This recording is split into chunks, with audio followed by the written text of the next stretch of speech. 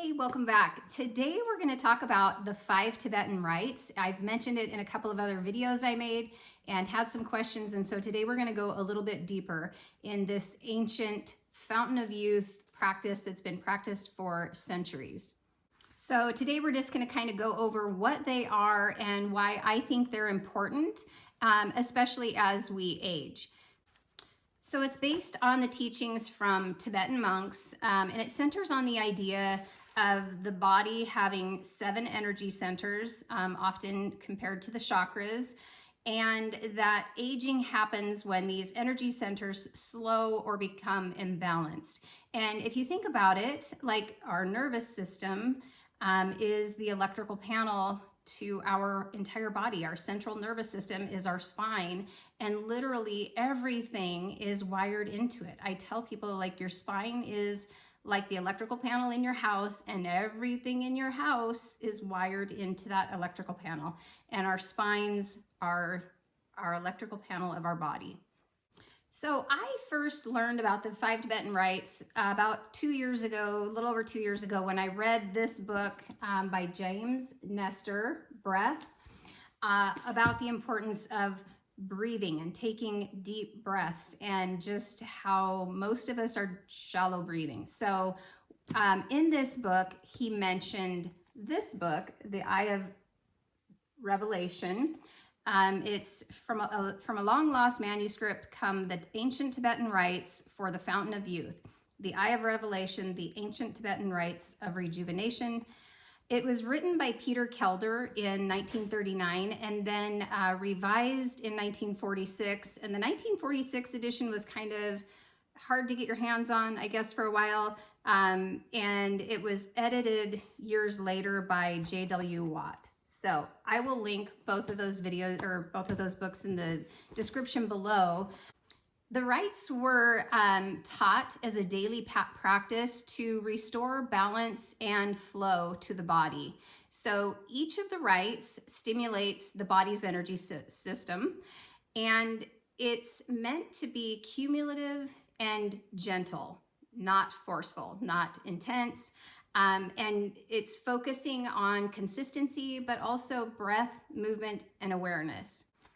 All right, so I'll give you an overview of what each of the 5 rites are, and then I have a 1-minute video that I will add at the end where I demonstrate each of the 5 rites, and I do 3 of each of them. So, and in the beginning, if you choose to start doing these, you want to start out slow. Typically, they recommend doing 3 of each rite, and then slowly over a period of weeks or whatever your body tells you, you increase to 21 of each of the rites.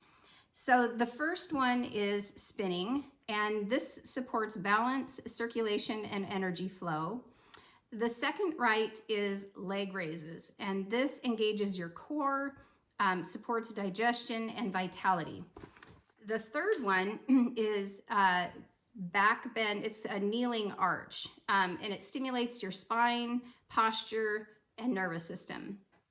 The fourth one is a tabletop lift, and this strengthens muscles, joints, and coordination.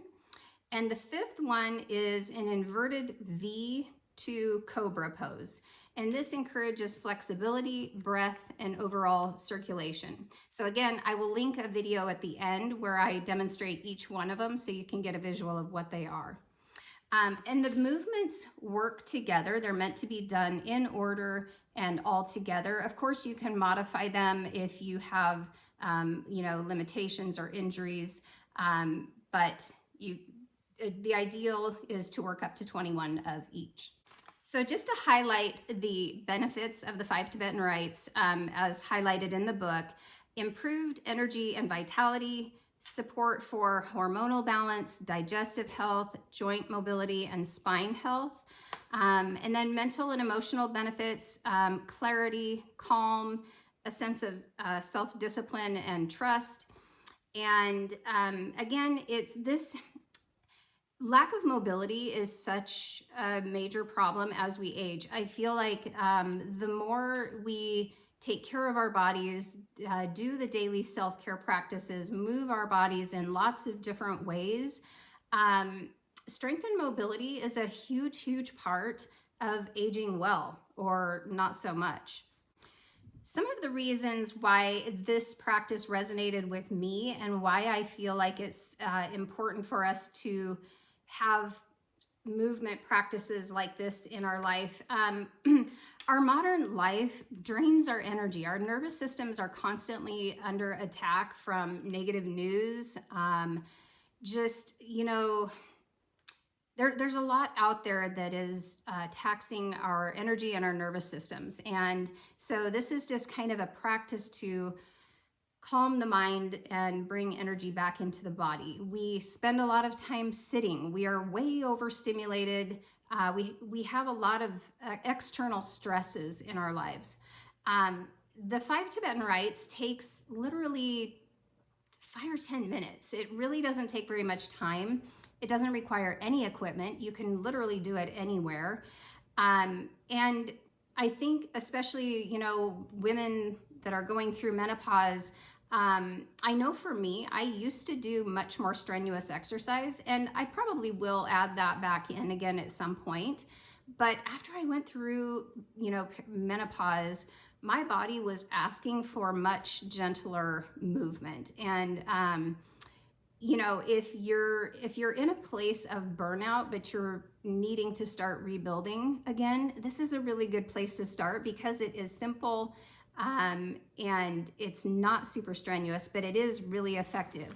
So I had done these every single day for like a year and a half. And then like last summer somewhere, I got busy with gardening and just other things, and I just kind of dropped the habit. And it's been in the last couple of weeks since I've been doing this 60-day challenge. I can also link those videos if you want to check that out. I'm kind of doing a gut health challenge, and it involves making sure you move your body every single day. And so I've added the Tibetan Rites back in. But what I have noticed from doing them is I see muscles in my legs, and you would be surprised at how much strength in your shoulders, in your legs, in your abdominal area. And those, it's just so important to maintain muscle mass in our bodies. Okay, so I hope you found this helpful. If you watch to the end, I will clip that video at the end where I demonstrate each of the 5 rites. And I will also link both of those books if you wanted to check those out. And anyway, I hope you enjoyed this. Thanks for watching. I will see you in the next video.